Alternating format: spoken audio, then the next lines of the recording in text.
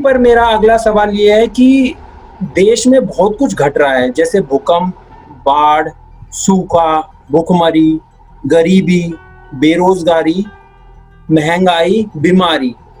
लेकिन जो TV news है, उसे हमने सिर्फ़ पॉलिटिक्स, बॉलीवुड, क्रिकेट और धर्म तक सीमित कर दिया है, उससे ऑब्सेस्ड हो गए हम। तो ये क्यों बनता जा रहा है? इसके बारे में अगर आप कुछ बता पाएँ हमें? हम ऑब्सेस्ड नहीं हो गए हैं, हम जानबूझ के ऐसा कर रहे हैं, ताकि जैसे आप मूल सवाल पूछने लगेंगे तो आप बताइए कि आपको सवाल किससे पूछना है? Tell me what? अगर आपने भूखमरी का इश्यू उठाया, किससे सवाल पूछेंगे बताइए? हम क्या सरकार हम सरकार से पूछेंगे, पर वो हो नहीं रहा है हाँ, देश में। वही ना बोल। अगर आपने बेरोज़गारी का मुद्दा उठाया तो किससे सवाल पूछेंगे? हम बताइए। हम ये सभी सवाल जो मैंने उठाए हैं, वो सभी सवाल हम सरकार से पूछेंगे, पर देश में हो ये रहा है कि हम उन सवालों से दूर भाग रहे हैं, सरकार से कुछ ना पूछ के एक अलग ही दिशा में देश को भटका रहे हैं। तो वो हाँ, वही मैंने आपको जवाब दिया कि इसीलिए नहीं पूछ रहे हैं क्योंकि वो सवाल सरकार से पूछने पड़ेंगे और वही तो नहीं करना चाहते आप। तो सबसे अच्छा तरीका क्या है? ऐसी जगह पे डाइवर्ट कर दो क्योंकि सरकार से सवाल देना सबसे सेफ एग्जिट। तो ये हो रहा है। मूल सवाल इसलिए नहीं पूछे जाते। क्या 2014 से पहले नहीं पूछे जाते? हमें याद है पेट्रोल डीजल के ऊपर दिन भर लगे रहते थे हम लोग सरकार के पीछे। आज आप देख लीजिए पेट्रोल डीजल महंगा होता रहता है, डॉलर के मुकाबले रुपए की कीमत गिरती रहती है, भुखमरी तो खैर इतने सालों से ही है, बेरोजगारी है, तो लेकिन आप पूछ नहीं सकते क्योंकि पूछोगे तो किससे पूछोगे सवाल? पूछोगे तो नेचुरल सी बात है ना, सरकार से पूछोगे। वैसे कई लोगों ने बहुत अच्छी आर्ट अपने अंदर ला रखी है कि ये सवाल भी ये लोग पूछ लेते विपक्ष से, ये बड़े चालाक है। इनके न्यूज रूम में मुझे तो ऐसा लगता है कि कुछ खास जो है लोग उनके न्यूज रूम में पूरा एक दिन इस पर चर्चा होती है। मुझे लगता है कि कई न्यूज रूम में पूरा एक दिन बैठकर इसी चीज पर चर्चा होती होगी कि इस मुद्दे को कैसे विपक्ष के ऊपर मोड़ा है। ये भी आर्ट है, मतलब ये बहुत जबरदस्त आर्ट है कि आप एक किसी चीज को निकाल के कैसे उसमें ऐसी चर्निंग करते हैं कि वो सवाल जो आपका मूलभूत होना चाहिए तो सरकार से उसको भी मोड़ मार के आपको ये हैशटैग के साथ यूज कर लेते हैं विपक्ष के लिए। तो ये बड़ी मेहनत का काम है भाई। Hats off to these people. किसी भी खबर पर टीवी चैनल मालिकों या इन्वेस्टर्स का कितना हाथ होता है कि ये खबर चलनी चाहिए या नहीं चलनी चाहिए? टीवी चैनल मालिकों का और इन्वेस्टर्स का मतलब मुझे ऐसा नहीं लगता, जहां पर मैंने अभी तक काम कर रही हूँ मैंने ऐसा नहीं महसूस किया मुझे टू बी वेरी ऑनेस्ट कि कोई भी खबर नहीं चल रही थी, ये किसी दबाव में नहीं चल रही। ये जरूर हो सकता है कि उस खबर को शायद उतना तरीके से उतने बड़े लेवल पर नहीं लेकर जाया जा रहा है, वो अपना एडिटोरियल डिस्कशन है। लेकिन ऐसा नहीं है कि कोई खबर नहीं चली। खबर जो मेन जितनी खबरें हैं जो आपको अखबार में भी मिलेंगी, जो आपको टॉप में मिलेंगी, जो होनी चाहिए, जो सवाल जिस पर होने चाहिए, वो खबर चली जरूर। तो उसके ऊपर कोई हाथ नहीं होता। पर हाँ, इतना मैं जरूर कहूंगी कि यस, एडवर्टाइजर्स आपको डिपेंड तो करता ही है। अब आप लेटेस्ट से देख लीजिए कि वो जो कोरोना को लेकर सब लोगों ने इतना प्रचार कर लिया, वो किसने कर लिया? ये तो सोशल मीडिया से सवाल करने शुरू हुए तब जाके सब चैनल्स को लगा कि हाँ भैया अब तो थोड़ा बुरी स्थिति हो गई है, अब हमको पूछना पड़ेगा, वरना सब लोग तो गागा हो रहे थे तो क्यों हो रहे थे? तो ये कहीं तो आप मतलब है ही ना, एडवर्टाइजर का उसमें प्रेशर है, एडवर्टाइजर है सारे चैनल का, अखबारों का, हर जगह का है ही एडवर्टाइजर। तो what to do in that? तो इसीलिए मुझे लगता है कि आज की डेट में जो डिजिटल प्लेटफॉर्म्स आ रहे हैं, जैसे आपका भी है और कई सारे और डिजिटल प्लेटफॉर्म्स आ रहे हैं, लोग इनको इसलिए देख रहे हैं क्योंकि ये एक ऐसा पैरेलल माध्यम आया है सामने जो मतलब ऐसे एडवर्टाइजर या सेल्स या मार्केटिंग डिपार्टमेंट से प्रभावित या फिर दबाव में नहीं, ये अपनी जनता के दबाव में, ये अपने व्यूअर के दबाव में। मेरा व्यूअर मुझे क्यों देखेगा अगर उसको कहीं से भी लगेगा कि भैया मैं कुछ चीजों के साथ धोखा करूँ, या मैं कोई ढंग की चीज नहीं दिखा रही हूँ, या मैं वो सवाल ये पूछती जो उसके मन में आ रहा है। कि यही काम अभी तक न्यूज चैनल या मीडिया का हुआ करता था, जो नहीं हो रहा है। तो इसीलिए आप देखिए डिजिटल वर्ल्ड इसीलिए निकल के आ रहा है सामने, और आने वाले समय में ये पूरी तरह से टेक ओवर करने वाला है main stream media. Main stream media बचेगा नहीं, और उसको अभी भी अगर अकल आ जाए तो अपने आप को बचा ले, क्योंकि ये बिल्कुल खत्म हो जाएगा कुछ समय। कई बार ऐसा होता है या आपके साथ हुआ है कि आप कोई खबर नहीं करना चाहती, आपकी चेतना आपको ये खबर नहीं करने देना चाहती क्योंकि आपको पता है कि अगर मैं वो खबर करूंगी तो उसका बहुत ही ज्यादा गलत इम्पैक्ट पड़ेगा पब्लिक पे, फिर भी आपने किसी दबाव के कारण वो खबर करनी पड़ी। होता है ये ऐसा न्यूज रूम्स में? हाँ, दोनों चीजें हुई हैं। जो खबर मुझे लगता है कि एज माई क्रेडिबिलिटी मुझे नहीं करनी चाहिए, वो मैंने नहीं की। ये मैंने हमेशा अपना स्टैंड लिया, क्योंकि मेरे लिए मेरी क्रेडिबिलिटी बहुत इंपॉर्टेंट है। और किसी को समझ में आए वो बात नहीं आए, लेकिन मैं अपना हमेशा वो रखती हूँ उस चीज में, हमेशा अपने अपने आप को अपने जर्नलिज्म के ऊपर। कभी कभार ऐसा जरूर हुआ है कि हाँ, ऐसे किसी मुद्दे पर मुझे करना पड़ गया है जो कि मुझे लगता है कि मुझे पता है कि ये प्रोपेगेंडा टाइप का है, बाकी सब जगह इसीलिए चल रहा है। पर वहां फिर मैं क्या करती हूँ कि मुझे ये पता है, अपने पे विश्वास है, तो चाहे आप कोई भी टॉपिक मेरे हाथ में पकड़ा दीजिए, मैं उसको वैसे ही करूंगी जैसा उसको करना। उसमें जो दोनों पक्ष के सवाल आने थे वो मैं जरूर करूँ। तो मैं जेएनयू में गई थी। जेएनयू में बच्चे जब वहां पर थे, क्या बोलते हैं, स्ट्राइक पर थे, उन लोगों के बीच में मैं गई हूँ। वहां पर झगड़ा हो गया मेरे सामने, झगड़ा के कुछ चैनल्स ने करवा दिया, प्रेस कॉन्फ्रेंस रोक दी गई। उस पूरे झगड़े के बीच में मैंने आधे घंटे का शो पूरा अनकट जेएनयू के स्टूडेंट्स के साथ किया। उन्होंने मुझ पर कैसे विश्वास कर लिया, क्योंकि मेरे सवाल बिल्कुल वाजिब थे। मैंने उनसे हर तरह के सवाल थे। उन पे जो आरोप लग रहे हैं मैंने उनसे वो भी पूछा, पर पूछने का तरीका होता है ना। आप किसी के ऊपर जैसे शाहीन बाग में घुस कर 500 रुपए में आप बैठे हैं, यहाँ पे बिरयानी के लिए बैठे हैं, ये आप अगर चीजें उनके ऊपर चढ़ जाएंगे ऐसे बोलते हुए, जो आपके पास कोई तथ्य नहीं है, आप सिर्फ वही बात बोल रहे हैं जो आपको आपके मास्टर्स आपके दिमाग में डाल रहे हैं, तो फिर वो जर्नलिज्म नहीं है, वो बीइंग एन एजेंट है। जर्नलिज्म मेरा काम नहीं है। मैं ये सवाल फिर भी पूछ सकती हूँ। मैं शाहीन बाग भी गई हूँ और शाहीन बाग में बीच में बैठकर भी मैंने ये सवाल पूछा है कि आपके ऊपर ये आरोप लगते हैं कि आप 500 रुपए में यहाँ बैठते हैं। उन्होंने मुझे सीधा जवाब दिया, 500 रुपए में कोई नेट भी नहीं आती मैडम, किस टाइप का आरोप लगा रहा है। उन्होंने जवाब दिया, बिरयानी खाने का कहते, बिरयानी आप बताइए, हमारे घर में तो रोजी बनती, क्या बिरयानी की लालच में हम कहीं रहेंगे? तो आप ये देखिए ना, मैंने तो सारे सवाल पूछ लिए।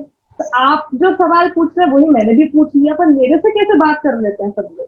आपसे क्यों नहीं बात करते हैं? आपको क्यों वहां से भगाते हैं? ये प्रॉब्लम आप में है, मेरे सवालों में प्रॉब्लम नहीं है। मेरे सवाल सारे इंटैक्ट है। तो मेरे साथ ऐसे भी हुआ है कि कोई चीज मुझे पता है कि दूसरे लोग क्यों कर रहे हैं, क्यों, उसमें एक एजेंडा है, एक प्रोपेगेंडा है, और क्या करना चाहते हैं, मेरी आंखों के सामने किया। पर मेरा काम ये है कि I am here to do my work, और मैं अपना काम ऑनेस्टी के साथ करूँ। मेरा काम सिर्फ अपने आप को जवाब दे, और मैं वहां रह के ऑनेस्टी के साथ ही करूँ। चाहे आप मुझे कोई टॉपिक आपने मुझे बोला कि जेएनयू पे जाके कीजिए, तो मैं जेएनयू पे करूंगी, मैं वही करूंगी जो मैं देखती हूँ। मैं अननेसेसरीली उसके अंदर कोई चीज अलग से नहीं उसमें परोसूंगी, या ऐसे ही प्लांट करूंगी कि आपको शूट करने के लिए, मेरे चैनल को शूट करने के लिए तरीके। And I am sure that my bosses have always known this. मैं ऐसी जगह कभी भेजी भी नहीं गई हूँ, मैं ऐसी कभी जगह कभी गई भी नहीं हूँ जहाँ से कुछ भी आपको ऐसा निकल के आएगा जो कि शायद आप मेरे को फीड कर दे और मैं आपको दिखा दूँ। मैं वही दिखाऊंगी जो मुझे दिखता है। नहीं भेजना मत भेजिए, लेकिन मैं जहाँ जाऊंगी मैं वही करूंगी जो मुझे दिखता है। That is my job, that is my journalism. मैं उसी पे स्टिक रहूँ हमेशा, किसी के लिए ना बदलने के लिए। जी मैम, कई बार ऐसा हुआ है कि कोई खबर एयर होने वाली हो और वो बहुत क्रिटिकल खबर हो, उसमें वो पोटेंशियल है कि वो ब्रेकिंग न्यूज बन सके, पर फिर ऊपर से फोन आता है और वो खबर दबा दी जाती है। नहीं, मेरे सामने तो ऐसे कभी नहीं हुआ। तो ये मुझे लगता है ये शायद आपको एक एडिटर लेवल पर एक कोई एडिटर ही बता सकते हैं, जो कि who is the channel head. क्योंकि वो क्या होता है कि शायद वहीं पर फोन आएगा और वहीं पर रुक जाएगा। ऐसा कभी नहीं हुआ कि हम लोग कोई खबर ले रहे हैं और खबर अचानक से बीच में ड्रॉप कर दी गई है और अब वो नहीं चल रही है, ऐसा नहीं हुआ। तो I am sure that they पहले ही वो कोई खबर अगर चला रहे हैं तो सोच समझ के ही चला रहे हैं। अब ये समय नहीं रहा है। ये आप जो बात बता रहे हैं मुझे लग रहा है पहले ज्यादा होता था, क्योंकि पहले क्या होता था, पहले थोड़ा जर्नलिज्म भी ज्यादा ही होता था ना, तो लोग चला देते फिर उसके बाद में सुनाते। अभी तो क्या पहले से ही पता है कि क्या नहीं चलना है, पहले से उनको डिसीजन उनके पास है कि भैया ये तो नहीं चलाना है, इसका फोन आ जाएगा तो चलाना ही क्यों। तो ऐसा कुछ होता ही नहीं है आज की डेट में, फोन आने वाली स्थिति नहीं है। पहले से ही सब लोग बहुत ही बच बच के चल रहे हैं। जी, तो मैम मेरा सवाल ये है कि क्या न्यूज रूम में खबरें बनाई जाती हैं, बनती हैं आपके हिसाब से आजकल? मेरे न्यूज़ में तो नहीं बनती, लेकिन हाँ, जिस तरह से चैनल दिख रहे हैं उसमें तो आप आराम से कह सकते हैं। मैंने आपको थोड़ी देर पहले इस बात का जवाब दिया कि कुछ तो न्यूज़ ऐसे हैं जहाँ मुझे लगता है पूरा 24 घंटा इस बात को लेके करनी होती है कि कैसे ये वाली जो खबर है इसके ऊपर हम विपक्ष को कैसे ठोक सकते हैं। तो वो पूरा एंगल तलाशा जाता है और उसके बाद अगले दिन करके आपके सामने प्राइम टाइम पे कोई ना कोई एक ऐसा एंगल आता है जिससे आपको हंसी भी आएगी, आप अपना सिर पीटेंगे, लेकिन जनता जो है वो उसको विश्वास कर लेती है। जहाँ जिसकी सरकार है वहां पर एक रेप की घटना होती है, वहां इन लोगों की हिम्मत नहीं है सवाल करने की, हैशटैग चलाने की, इनकी किसी की हिम्मत नहीं हो रही है कि हैशटैग करके दिन भर का कैंपेन करने सब लोग अगर करना शुरू कर देते हैं ना, आज की डेट में आप देखिए कितने मुद्दे हैं जो ऐसे ही सॉर्ट आउट हो जाते हैं। आप मुझे बता दीजिए आखिरी बार कब पार्लियामेंट में किसी न्यूज चैनल की रिपोर्ट को लेकर हंगामा हुआ है, बता दीजिए मुझे। पिछले ये आपको उससे पहले के जमाने याद होंगे, किसी भी खबर को लेकर पार्लियामेंट में हंगामा होता था, सरकार गिरने तक की नौबत आ जाती थी या फिर रेजिग्नेशन मांग दिया जाता था। आप मुझे लास्ट बता दीजिए कोई ऐसी खबर किसी भी चैनल पे कभी कभी हो जिससे पार्लियामेंट में हंगामा हुआ, कोई खबर नहीं मिलेगी आपको, तो खबर हो ही नहीं रही है, जर्नलिज्म ही नहीं हो रहा है। मैम इसी चीज को देखते हुए जो सबसे भयावह स्थिति मुझे लग रही है वो ये है कि अप्रैल मई के आसपास रिपोर्टर्स विदाउट बॉर्डर्स 2020 का एक सर्वे निकाला जिसमें इंडिया की जो प्रेस फ्रीडम इंडेक्स है उसमें 180 में से 142वें स्थान पे भारत को रखा। हम कितना ही कह लें कि हम विकास कर रहे हैं लेकिन वो आंकड़ों में नहीं दिख रहा है हमें। क्या कारण रहा होगा कि हम इतना पीछे धकेल दिए गए हैं, 142वें स्थान पर आ गए हैं और क्या कभी हम इससे बाहर निकल पाएंगे? नहीं नहीं, अभी तो 180 तक आना बाकी है हमको। अभी तो हम 180 तक पूरा जाएंगे। इसको पूरा जर्नलिज्म और मीडिया की पूरी साख मिटाने से पहले हम ये जरूर करेंगे कि हम 180 स्थान पर पहुंचेंगे। उसके बाद ही हम हटेंगे, उसके बाद ही सारी स्थिति ठीक होगी या बेहतर होगी या बदलेगी। तो ये तो मुझे बहुत आश्चर्य हो रहा है कि अभी देखिए 142 पर है। यानी हमसे भी पीछे और भी देश हैं, तो जब तक हम उनको भी क्रॉस करके 180 पे नहीं आ जाएंगे तब तक हमारा, मुझे लगता नहीं कि हमारी आत्मा को शांति मिलेगी। और वो दिन आएगा जिस दिन को ना आने देने के लिए हम लोग बोले जा रहे हैं, वो दिन उसी दिन आ जाएगा जब 180 पे हमारी रैंकिंग हो जाएगी। तो क्या कारण है, कारण तो मैंने आपको जैसे बताई दी, और कारण तो हर जगह दिख ही रहा है। आप देख लीजिए हर जगह आपको, आप खुद सवाल करके देख लीजिए। अब ये लेबनान थोड़ी है कि वहां पर कुछ हुआ और कुछ पूरी की पूरी सरकार ने इस्तीफा दे दिया। यहाँ तो आप इस्तीफा मांग लेंगे, किसी भी मुद्दे पर आप इस्तीफा मांगने की कोई कोशिश कर रहे तो आपको पाकिस्तान भेज देंगे। हाँ, आपको एंटी नेशनल बोल देंगे, आपको एंटी हिंदू बोल देंगे, आपको पता नहीं न जाने क्या-क्या गालियाँ देना शुरू कर देंगे, या फिर कोई ना कोई आपके ऊपर एफआईआर कर दी जाएगी, या आपके ऊपर देशद्रोह का मुकदमा डाल दिया जाएगा, यूएपीए डाल दिया जाएगा, न जाने क्या-क्या तो नई-नई चीज़ें आ रही हैं। तो क्या बोलेंगे आप? तो आपको कुछ रहा ही नहीं बोलने के लिए। मैम चैनल खबर चलाने पे, किसी भी खबर चलाने पे चैनल कभी लीगल ट्रबल में आता है और अगर आता है तो क्या उसका असर उसकी आने वाली खबरों पे दिखता है? लीगल ट्रबल में तो नहीं आता, मतलब हाँ देखिए, आपको अगर कोई भी खबर आप किसी का कुछ भी करते हैं, आपको पहले से इतना तो सोचते ही, और इसीलिए आपका पूरा एडिटोरियल टीम होती है, आपका एडिटर होती है, सारी चीज़ों को, सारी खबरों के लिए मीटिंग होती है कि खबर को कैसे करना है, क्या करना है, कि आप कहीं पर भी ऐसी कोई चीज़ ना करें जो कि लीगली आपको गलत उसमें लेकर चली जाए, राइट? लेकिन उसमें भी आपकी लीगल टीम तो है ही जो कि काम कर ही रही है। अगर मान लीजिए ऐसा कुछ हो भी जाता है, ऐसी कोई रिपोर्ट होती है जिसकी वजह से आपको कोई लीगल नोटिस दे दिया गया है, तो आपको फिर आपको वैसे लीगली ही फाइट करना पड़ेगा, या फिर उन लोगों से बात करके जो भी वो बोलते हैं, मान लीजिए वो कहते हैं कि अपॉलॉजी डालिए, या फिर उस खबर के लिए मान लीजिए आप गलत ही साबित हो रहे हैं उसके अंदर, तो आप अपॉलॉजी डालिए। तो मुझे लगता है वो करना भी चाहिए। भाई हम कोई भगवान थोड़ी है, हम कोई भगवान नहीं है। गलतियां हमसे भी होती हैं, ह्यूमन एरर, क्योंकि ह्यूमन सब काम कर रहे हैं तो ह्यूमन एरर तो होगा ही होगा। पर लेकिन आप मान ही नहीं रहे हैं। अगर आप मानना ही चाहते कि आपने कुछ गलत किया, जैसे अभी कुछ दिन पहले वो क्या जमीन जिहाद को लेके, कोरोना जिहाद को लेके क्या शायद एफआईआर हुई थी जी के किसी शो पर केरल में, तो आप मानना ही नहीं चाह रहे, लेकिन उसके बाद आपने देखा एक शो अलग से कर दिया गया जो कि उसका काउंटर में थोड़ा सा सुधरा हुआ शो लग रहा था। तो थोड़ी तो अकल आई उस चीज से। तो बेसिकली क्या है, मुझे लगता है कि गलती अगर हो गई उसको मानने में कोई बुराई नहीं है। किसी ने आपके ऊपर केस इसीलिए किया, किसी ने आपके ऊपर एफआईआर इसीलिए की ताकि आपको चीज पता चले कि आप एक्चुअली गलत, आपने ये चीज गलत की और आपने किसी के ऊपर गलत आरोप लगा दिया, और इसमें डेफिनेशन आता है। तो आपको अगर लगता है you can fight the case, you are not wrong, to go ahead. लेकिन अगर आपकी गलती है, आप मान रहे हो, तो क्या फायदा उससे, इसमें आगे बढ़े? माफी मांग लीजिए। माफी तो किसी से भी, मतलब गलती तो किसी से भी हो ही सकती है। तो उसमें कोई बहुत बड़ी, मुझे लगता है कि इतना कोई वो नहीं है कि आपसे गलती हो गई, आपने माफी नहीं मांगी। माफी मांगने में कोई बुराई नहीं, आप माफी मांग लीजिए। जी। मैम, जो ये सरकार का या फिर इन्वेस्टर्स के कारण दबाव का या चैनल मालिकों का जो कंट्रोल है खबरों के ऊपर, तो आपके किसी कलीग ने कभी ऑफ द रिकॉर्ड जाकर आपको ये बोला है कि वो फ्रस्ट्रेटेड है लेकिन बोल नहीं पा रहे हैं, मतलब जिस बेबाकी से आप बोल रही हैं वो बोल नहीं पा रहे हैं? कई लोग हैं ऐसे, तो मुझे क्या बोला क्या है, मतलब वो तो नॉर्मली बातचीत में निकल के आता है। और कई तो लोग ऐसे हैं कि वो ऐसे चैनल्स में जाके काम कर रहे हैं जो कि मतलब उनका, अगर आप आइडियोलॉजी ही नहीं बल्कि आप उनका धर्म देख लें, तो उस हिसाब से उनको तो वहां जाकर काम करना, जिसे कहते हैं ना, हर दिन बिल्कुल पाप का घूंट पीने के बराबर है।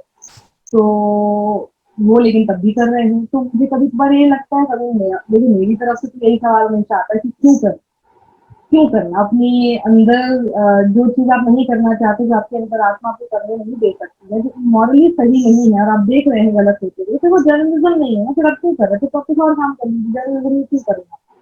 पर ठीक है, सामने वाले का, मुझे लगता है कि उन लोगों के अंदर की प्रॉब्लम ये है कि हमें नौकरी तो करनी ही है, अब कहाँ करेंगे, कहाँ जाएंगे, इतने साल इसी लाइन में बिता दिए, और इतने साल इसी लाइन में बिताने के बाद तो अब तो हमको कुछ और मिलेगा नहीं, घर भी पालना है, घर भी चलाना है। तो वो कई तरह के, मतलब तरस भी आता है मुझे, थोड़ा सा ऐसा भी लगता है कि देखो, मैं उनको जज कर लेती हूँ, लेकिन मुझे जज नहीं करना चाहिए, क्योंकि मैं अगर अपनी, मैं अलग धूम में चलती हूँ, या मुझे लगता है यार मुझे जरूरत नहीं है, तो आने वाले की क्या जरूरत है मुझे नहीं पता, तो उसको फिर इस चीज पर हम क्यों जज करें?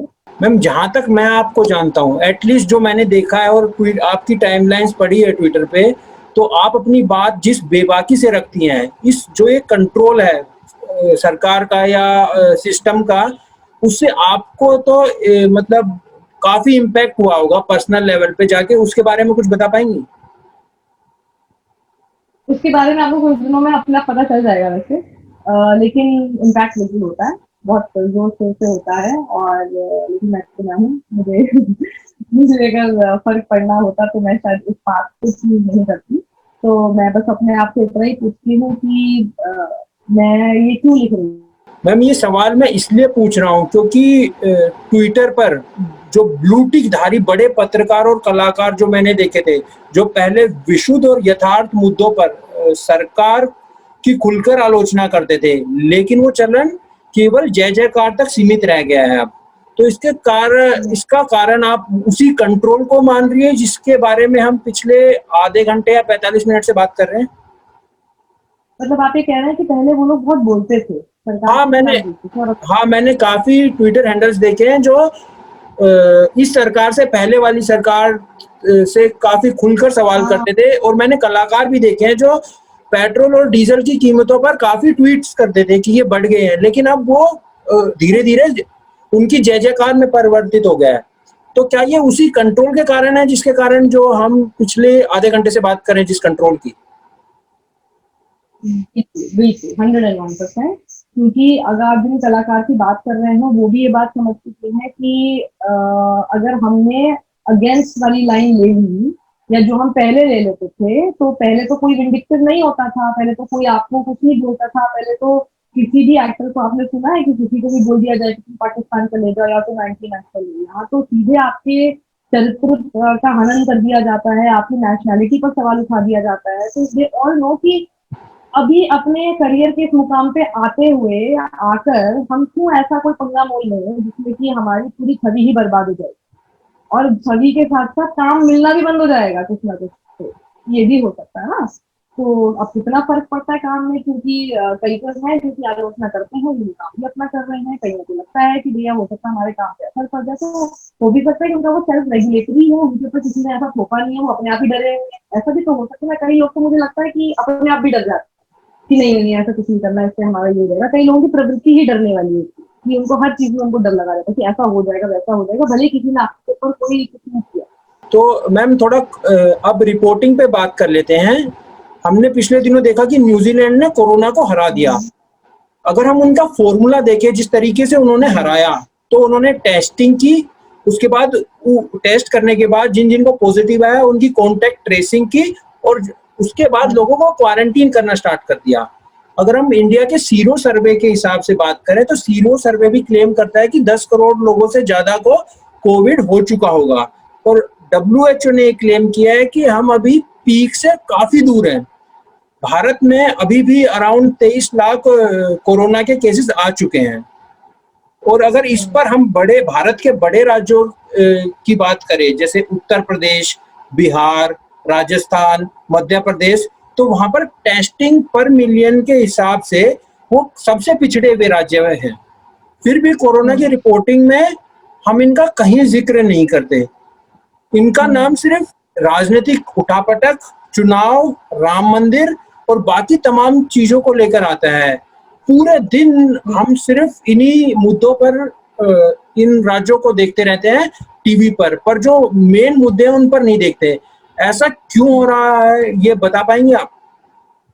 कि पूरी तरह से मीडिया उसी धर्रे पर चल रहा है जो कि सरकार की अपना जो सरकार चाहती है, केंद्र सरकार। तो जी। उनकी जहां पर पार्टी है, जहां पर उनकी सरकार है, मतलब जहां उनकी पार्टी की सरकार है वहां वो सवाल नहीं करना चाहते हैं, जहां नहीं है वहां वो करना चाहते हैं। महाराष्ट्र के पीछे इसलिए पड़े रहते हैं क्योंकि वहां पर उद्धव ठाकरे की सरकार बन गई बिना बीजेपी के सपोर्ट के। अभी बीजेपी के सपोर्ट के साथ बनी होती तो अभी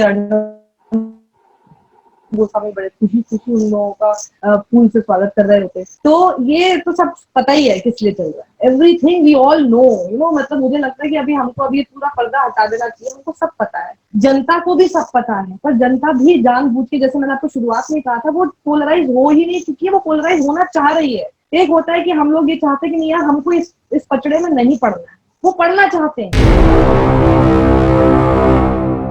मैम चूंकि समय अब निकलता जा रहा है तो इस सीरियसनेस से थोड़ा सा आगे चलते हैं हम और कुछ नॉन सीरियस बातें करते हैं। एक रैपिड फायर कर लेते हैं आपके साथ। पहली चीज कोरोना खत्म होने के बाद जो आपकी बकेट लिस्ट में है। कोरोना खत्म होने का मेरी बकेट लिस्ट में है? हाँ। शॉप। आपका favourite journalist? Favourite journalist myself. Ma'am are you a morning person or a night person? I'm a night person, an owl. Okay. What is the one thing that annoys you most? किसी का fact पर बात ना कर। Have you ever eaten any strangest thing? मतलब कोई ऐसी चीज जो आपको पता नहीं है कि क्या है और उसे खा लिया हो? नहीं, खाने के मामले में मैं बहुत पर्टिकुलर हूँ। मुझे वही खाना जो मुझे लगता है कि मैं जानती हूँ क्या है। अच्छा, अगर आपको इनमें से कोई एक चुनना है, ठीक है, बीजेपी, कांग्रेस और आप? कोई भी नहीं, नोटा देकर आई थी 2014 में। ठीक है। टी और coffee? T is much better but cold coffee. Okay. Hot में टी एंड कोल्ड में कॉफी। अच्छा। पॉलिटिक्स और बॉलीवुड? पॉलिटिक्स। आईफोन या एंड्रॉइड? मैंने एंड्रॉइड भी यूज किया 1 साल, पिछले साल पूरा, और अभी फिर वापस आईफोन पे आ गई हूँ, तो I think like it. What will you do if you don't have work tomorrow? I will chill, खूब बिंज वॉच करूंगी, कोई ना कोई सीरीज देखूंगी, अपने पेरेंट्स के पास जाऊंगी, मस्ती करूंगी। मुझे लगा you will say you will join uncensored India. I will do something on my own then. ठीक है मैम, चलिए, thank you ma'am for your time. Thank you much, Mandeep. It was very nice talking to you. और I really wish that your platform grows and the kind of questions you're asking, I'm sure कि सब लोग पूछना चाहते हैं ऐसे सवाल। आपके सवाल पूरी तरह से बैलेंस थे, हर चीज आपने लोगों के मन में जो इस वक्त चल रही है वो सारी चीजें मुझसे पूछी। थैंक यू सो मच, अच्छा लगा मुझे आपसे बात।